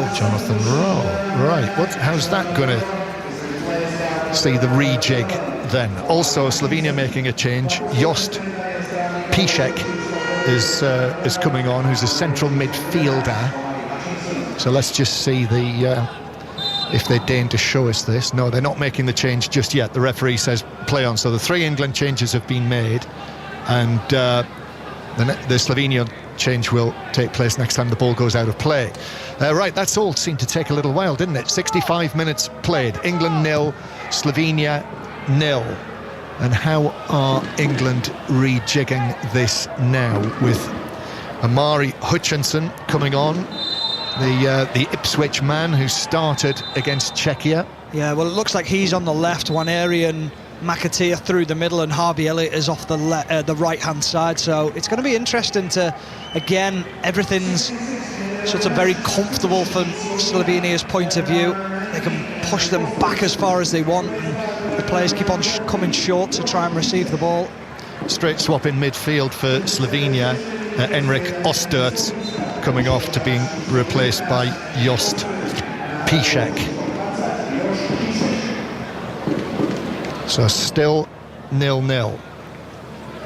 But England, that chance that McAtee had, the close range effort that he had that was well saved by Turk, the closest England have come in the second half. But Sešlar had that chance, didn't he, for Slovenia as well. Other than that, not much to speak of in the second half. Still goalless. Here's Hayden Hackney rolling it to the right. Norton-Cuffy involved for the first time. And now Waneri curls one in over everyone in the box, whether in a blue shirt or a white shirt, and it bounces through into the advertising hoardings goal kick. Well, straight away, Norton Cuffey's got on the ball, overlapped his winger, giving him an opportunity to come inside, and that is the furthest forward we've seen a fullback in a long time in this game. And it's not exactly what you do with the ball, it's what you do off the ball as well to try and create space for someone else. It just pushed the Slovenia left back down the pitch. It allowed Nwaneri to come inside and give him a little bit of space. It was just the quality then from Nwaneri into the box. Almost halfway through the second half. Still waiting for the opening goal here. Germany play tonight against Czechia in the other match in this group. And then the final night of this group is on Wednesday. Again, we'll bring you commentary here on 5 Live and BBC Sounds. Norton Cuffey, this is good again from him into the penalty area, but defender Yevshenak got a touch on that. He's tackling back. Slovenia play it back, and Yevshenak is able to clear it away to the halfway line, where Seapot wins the initial challenge, but Jarell Quansah was there behind him to tidy that up after Seapot got the better of Charlie Cresswell. Elliott forward towards Nwaneri, but he's very tight there. There's a man either side of him. Ethan Nwaneri only turned 18 in March, remember, but he's had his breakthrough season for Arsenal, and now part of a tournament with England. Livramento, this is the first time Livramento has been involved in any tournament with England at any age level. His ball into the penalty area, that's cleared away. However, comes back for Amari Hutchinson in his yellow boots. Just returns it behind him for Cresswell. Cresswell picks out Livramento. Livramento in field, and then back once more to Hackney. And now Hutchinson, his first chance to run at Ilinic, takes him on into the box, and the ball runs away behind. Final touch off the England man, goal kick, 0-0. Again, positive from Amari Hutchinson since he's come onto the pitch. He's picked it up 2 or 3 times now, driven at his man. Credit to the defender. He actually did well there, Ilinic, to make sure he didn't take his eye off the ball. Just got his line across the man and the ball. He ushered it out of play.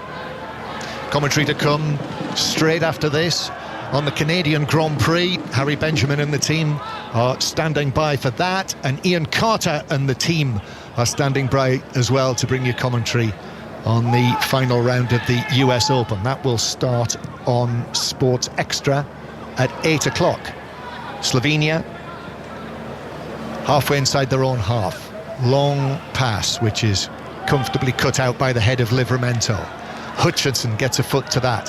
Hutchinson gets it back, looks up, thinks about the ball forward, but there's no one there through the middle, so he has to turn back and play it back to the halfway line. Eventually it finds its way out to McAtee on the left wing.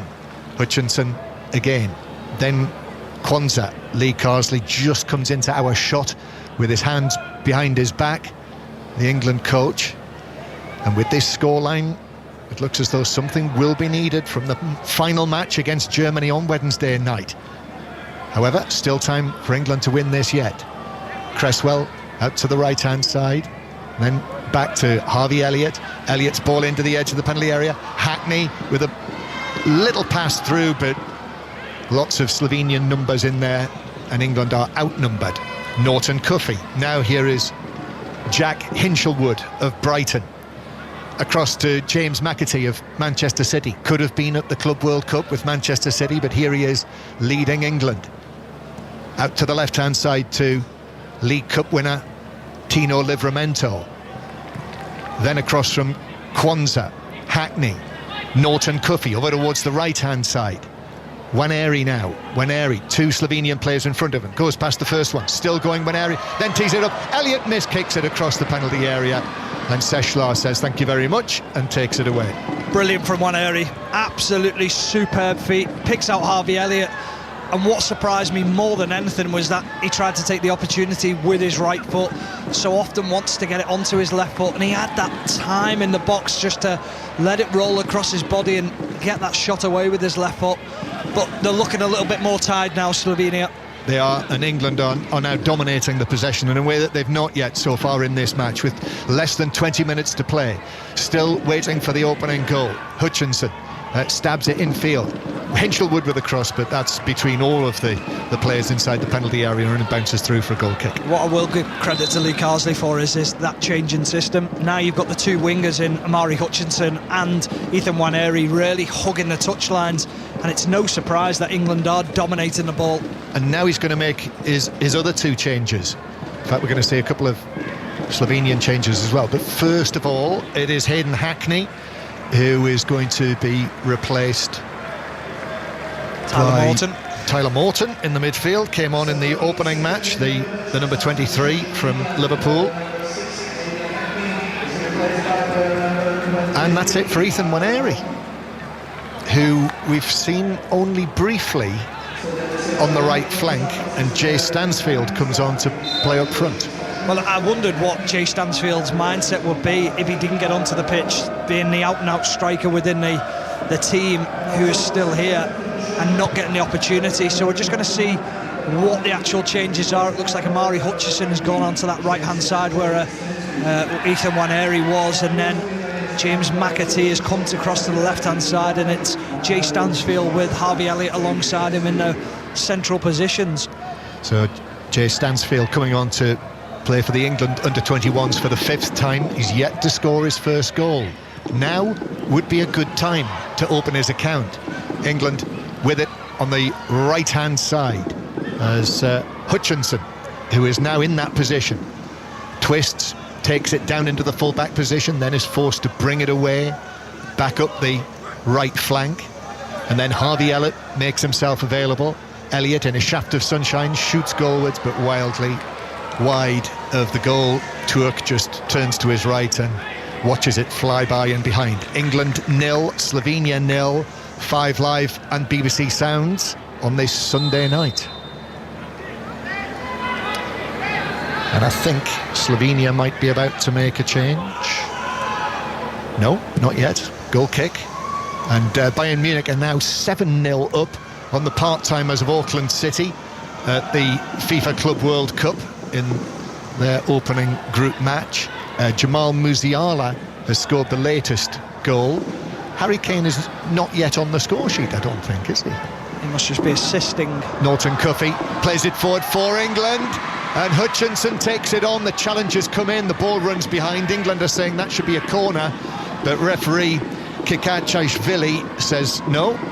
Very clearly, we see him saying no to Jack Hinchelwood. It's a goal kick and it's still 0-0.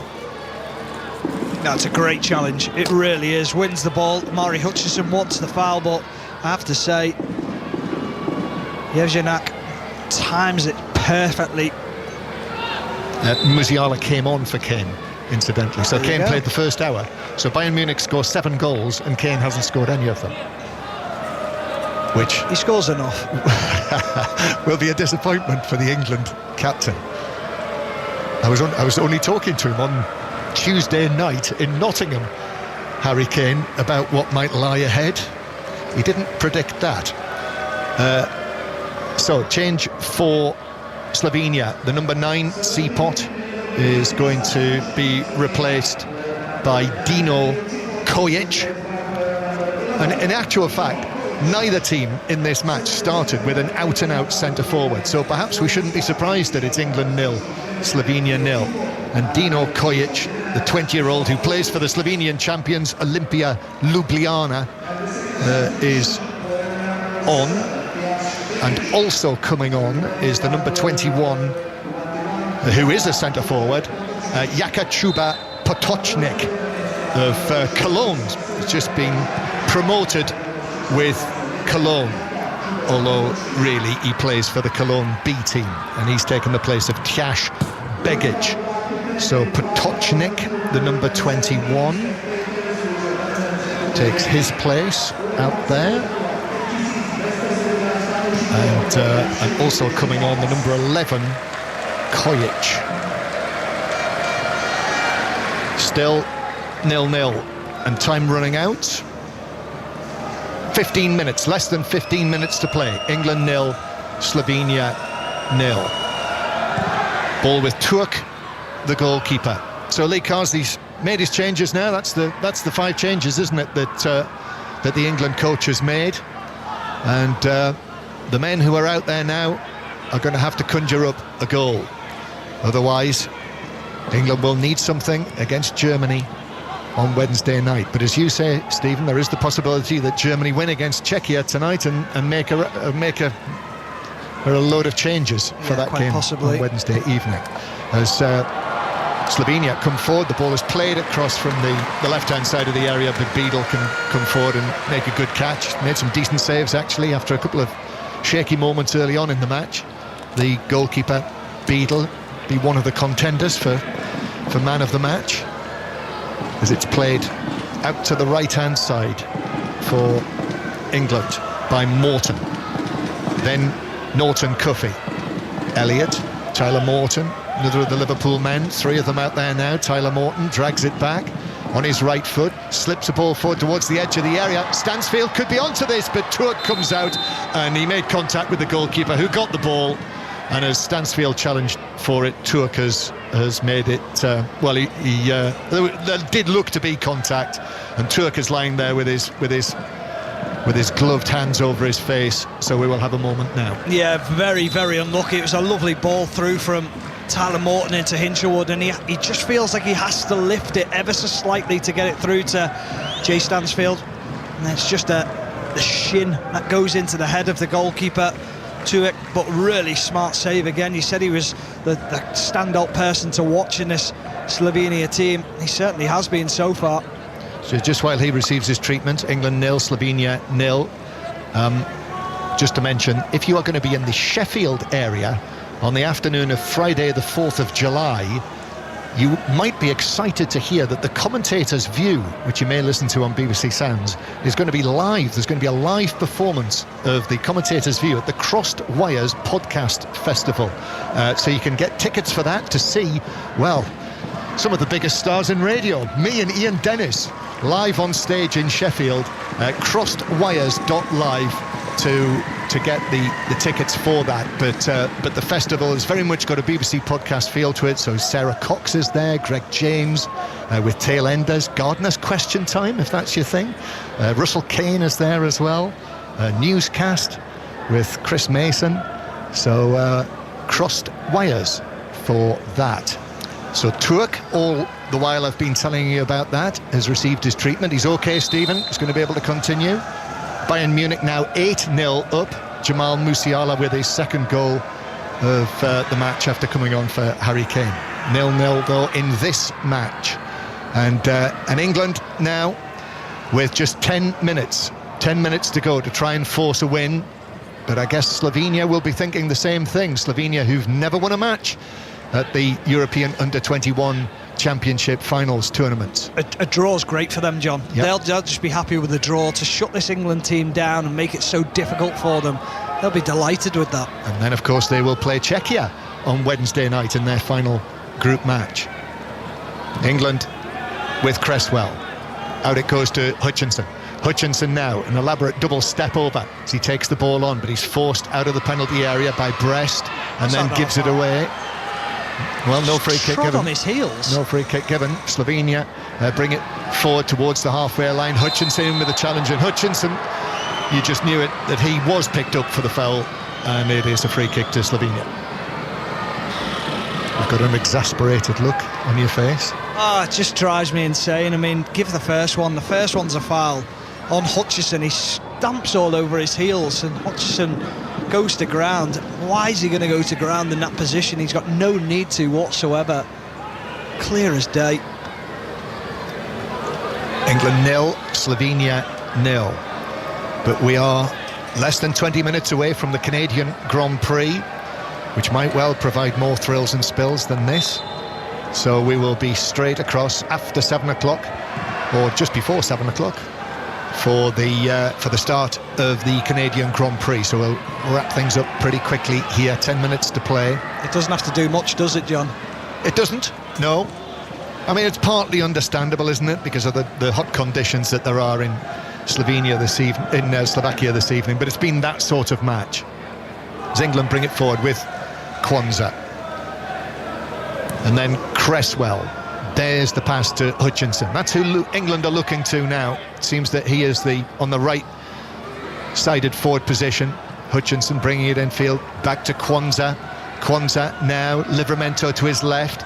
He has McAtee out on the left-hand side. McAtee now trying to do it as the captain. Plays the ball into the penalty area for Stansfield, who turns, plays it back across, and then the shot from a falling McAtee. Shoots wide and up and wide of the post and behind. And the chance goes for England. It just shows you when you get on the ball and you drive at people, people have to come out of positions, and it opens up space. So often in this game, in the last game, it's pass, pass, pass for the sake of passing, just to get the stats up and to make sure that everyone's ticking a box and going, well, we completed the ball for X amount of times. No, go and make something happen. We're the Mavericks of the game in this game. And it was Elliott, wasn't it, who was onto that, who shot wide. Stansfield now goes for goal, hits the back of the defender, bounces to the edge of the area, a little bit scruffy. Hinchelwood, then to Elliott in the Slovenian box. Elliott's cross, half-headed away, comes out for Hutchinson to take down, but Hutchinson, now with the ball at his feet, turns and faces the box. Left-footed ball in, glancing header over the top from Harvey Elliott as the goalkeeper came off the top of Elliott's head, and Golic has taken a bang in there, and he's gone down now. Goal kick though, 0-0. Well, I think if he's getting a header on it, I think he should score. I think he's 6 yards out, goalkeeper comes, flaps at it, doesn't get anywhere near it, and Harvey Elliott just gets too much purchase on the header. A golden opportunity, but again it comes from the wide player creating a situation where he gets himself in a 1v1. I'm sure Lee Carsley will be looking back at this game, looking back at this video, saying, where's our best opportunities come from? Wide areas, 1v1 situations, and we haven't got enough of them. And when we have, it's been too late in the game. Just needed a little glance that from Elliott, didn't it? Yeah. Instead, he got too much on it. So England 0, Slovenia 0. 5 Live BBC Sounds. Closing stages now of England's second group match at the 2025 UEFA Under-21 Championship. Match day 2, as UEFA like to call it. 6 minutes left. Throw-in taken by Ilanic. The figures show 17 attempts on goal by England, but just 1 on target, which was the McAtee effort that was saved. Yeah. Yeah. I mean, it was that hard that we were both racking our brains there trying to work out which opportunity it was. Good save that, though. It was a really good save. Yeah. Here's Norton Cuffy, Hutchinson, Amari Hutchinson, again running at the Slovenian defenders who are backpedaling, but one of them got a foot in, it bounces away, and then a foul is committed, and a yellow card for Tyler Morton, which the referee has deemed that to be Slovenia breaking away, and that Morton has broken up that counter-attack. So I think fair enough. Yeah, fair enough. I thought it was a little bit harsh at first, but when you see the positions of the Slovenian players breaking, it's understandable. Yeah, he just tugged back Potočnik, who went down. So a free kick to Slovenia. 5 minutes to go. Turk, long left-footed clearance from the Slovenian goalkeeper. Norton Cuffy is tangling with Marco Brest. Final touch off the Slovenian. Throw in back to the edge of the penalty area where Cresswell brings it forward. Cresswell, who scored from the set piece at the end of the match against Czechia. England might be looking for something like that, a set piece situation, if they can force themselves a free kick or a corner and try and use that kind of weapon. Ball flicked down the line by McAtee, but flicked out of play, and it's a throw into Slovenia, level with the edge of their own penalty area. So yes, I'm sure we'll be hearing from Ian Carter with the latest on what is happening, if there are any early movers on the final day at Oakmont. I can't wait to watch that later, John. Yes, very much looking forward to that. Trish Johnson is part of our team as well. Trish, who was new MBE in the Queen's King's birthday honours this week. Congratulations. Yes, very much so. I'm very, very pleased for her. Slovenia, ball coming forward, but that will bounce all the way through. Seshel can't reach that. Very quickly on the golf then, John. Are you a fan of it? the tough course? I am, actually. I am as well. Yeah, I know it's been a big debate over the course of the last few days, but I'm with those who say once a year, absolutely, on this sort of course. I think it just is an interesting test. And okay, maybe agreed. it's not the leaderboard that people want, but that's the beauty of it, though, as well, absolutely. Isn't it? Another change for Slovenia, and Golic is coming off. He did take a bang a few moments ago, so this might have something to do with that. The referee just tells him to get a move on, and he's being replaced by it's a forward player, Luka Topalovic, who plays for Inter. So the team that reached the Champions League final this season, although really he's a B team player. He's made his debut for them in the last match of last season before they went off to the Champions League final in Munich. So he comes on, the number 16, for what is his debut for the Under-21s. So that's a bold move by Andrej Razda, the coach. He's a big guy as well, Topalovic, 6'2". He's sat in the centre midfield position, but now he is starting to press higher up as well. So it is a bold move. It's a little bit easy saying that when there's 3 minutes to play. Well, yeah. 88th minute. Now, England 0, Slovenia 0. This will leave England on 4 points ahead of the final group match against Germany. Germany play Czechia this evening, so we'll keep you updated on the score in that match as well. Very likely in our 5 Live sports desks. Ball in for England, into the penalty area, cleared away at the back post. Ilinic adjusted himself well and was able to volley it away. England playing most of the latter part of this match inside Slovenian territory. Here they come again. Lee Carsley sending out instructions in his purple top just on the edge of the coaching area. Livramento, then to Tyler Morton. Tyler Morton overhits that, but it's headed away. Doesn't clear the penalty area, but Ilinic clears the penalty area. He's walloped that with his left foot away downfield. And now we have 90 seconds of the 90 minutes to play. I mean, with the stoppages that we've had and the substitutions, there could be as much as 5-6 minutes of time to be added on, so there is still plenty of time for England to snatch this. They need it. They do. 15 minutes away from the start of the Canadian Grand Prix. That is coming up on 5 Live. Harry Benjamin will be limbering up and ready for that. Hutchinson for England, Tyler Morton, then back to Kwanzaa. Slovenia have got everyone behind the ball. As Stephen Warnock said, they'll see this as a very good point against the defending champions. McAtee for England, 30 yards from goal. Still McAtee, then back again behind him to Kwanzaa, then square to Creswell, then eventually to Hutchinson, but it's all rather one-paced this from England. Challenge comes in on Hutchinson, goes down, gets back up, still going, another challenge comes in on him. Marco Brest, a clean challenge as well. Slovenia might be able to break away here, but show very little ambition. And then eventually it's played across to Ilinic, and Ilinic does get his head down, and he sets off, but his ball in field is rather tired, weary, and it gives possession back to England with 15 seconds of the 90 minutes to play. Still 0-0. Long pass from Morton. Long ball. This for McAtee to chase, but that's headed nicely back from Kuzmic to his goalkeeper. There's almost a feeling there where Slovenia broke and they didn't want to keep the ball. They were almost hoping that they'd give it away so they could get back into the shape as quick as possible. The Club World Cup, Stephen, Bayern Munich are now winning 9-0 against Auckland City, and that's a hat-trick for substitute Jamal Musiala. I'm not sure that's what the tournament needs. No, I reckon I could have played for both of them teams today. Well, tonight it's Paris Saint-Germain against Atletico Madrid. I couldn't have played for them. Well, let's hope that that's a better spectacle, which you would I'm sure it will be. You would think it would be. That's the kind of thing, really, that Gianni Infantino was thinking of when this oversized tournament was dreamt up. Here's McAtee.